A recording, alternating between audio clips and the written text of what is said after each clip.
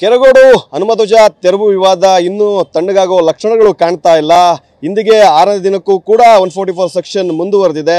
ಸ್ಥಳದಲ್ಲಿ ಬಿಗಿ ಪೊಲೀಸ್ ಬಂದೋಬಸ್ತನ್ನು ಕೂಡ ಮುಂದುವರಿಸಲಾಗ್ತಾ ಇದೆ. ನಾನಿವಾಗ ಸ್ಥಳದಲ್ಲಿ ಇದ್ದೀನಿ. ಈ ಸ್ಥಳ ಏನು ಕಾಣ್ತಾ ಇದೆ, ಸಾಕಷ್ಟು ವಿವಾದಿತ ಸ್ಥಳ. ಇಲ್ಲಿ ಸಾಕಷ್ಟು ವಿವಾದಕ್ಕೂ ಕೂಡ ಕಾರಣ ಆಗಿತ್ತು.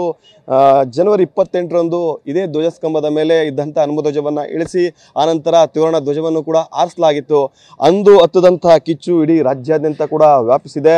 144 ಸೆಕ್ಷನ್ ಕೂಡ ಮುಂದುವರೆದಿರುವಂಥದ್ದು. ಇಂದಿಗೆ 144 ಸೆಕ್ಷನ್ 6ನೇ ದಿನಕ್ಕೆ ಕೂಡ ಕಾಲಿಟ್ಟಿರುವಂಥದ್ದು. ಈ ವಿವಾದಿತ ಸ್ಥಳಕ್ಕೆ ಧ್ವಜಸ್ತಂಭದ ಸುತ್ತಲೂ ಕೂಡ ಬ್ಯಾರಿಕೇಡ್ಗಳನ್ನು ನಿರ್ಮಾಣ ಮಾಡಿಕೊಂಡು ಸಾಕಷ್ಟು ಪೊಲೀಸ್ ಬಂದೋಬಸ್ತನ್ನು ಕೂಡ ಕಲ್ಪಿಸಲಾಗ್ತಾ ಇದೆ. ದೃಶ್ಯದಲ್ಲಿ ನೀವು ಕೂಡ ನೋಡ್ತಾ ಇದ್ದೀರಾ.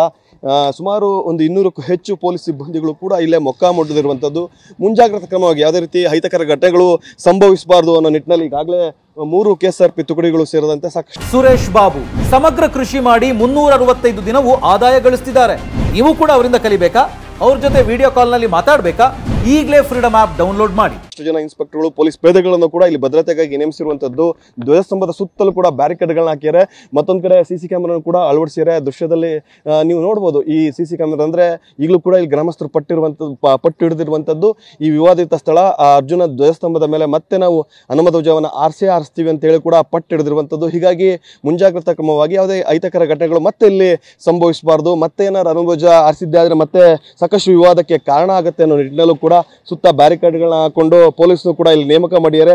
ಈಗಲೂ ಕೂಡ ಗ್ರಾಮದಲ್ಲಿ ಶಾಂತಿಯ ವಾತಾವರಣ ಕಂಡು ಬಂದರೂ ಕೂಡ ಬೂದಿ ಮುಚ್ಚಿದ ಕೆಂಡದಂತೆ ಕಾಣಿಸ್ತಾ ಇದೆ.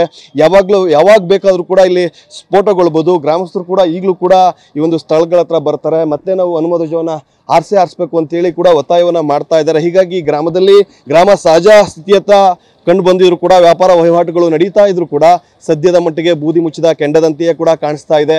ಯಾವಾಗಲೂ ಬೇಕಾದರೂ ಕೂಡ ಈ ಹನುಮಧ್ವಜದ ದಂಗಲ್ ಸ್ಫೋಟಗೊಳ್ಬೋದು. ಹೀಗಾಗಿಯೂ ಕೂಡ ಮುಂಜಾಗ್ರತಾ ಕ್ರಮವಾಗಿ ಪೊಲೀಸರು ಈ ಒಂದು ಸ್ಥಳದಲ್ಲಿ ಮೊಕ್ಕಾಮೊಳೆದು ಸಾಕಷ್ಟು ಭದ್ರತೆಯನ್ನು ಕೂಡ ಕಲ್ಪಿಸಿರುವಂಥದ್ದು. ಕ್ಯಾಮ್ರಾ ಪರ್ಸನ್ ಗುರುರಾಜ್ ಜೊತೆ ಪ್ರಶಾಂತ್, TV9 ಮಂಡ್ಯ.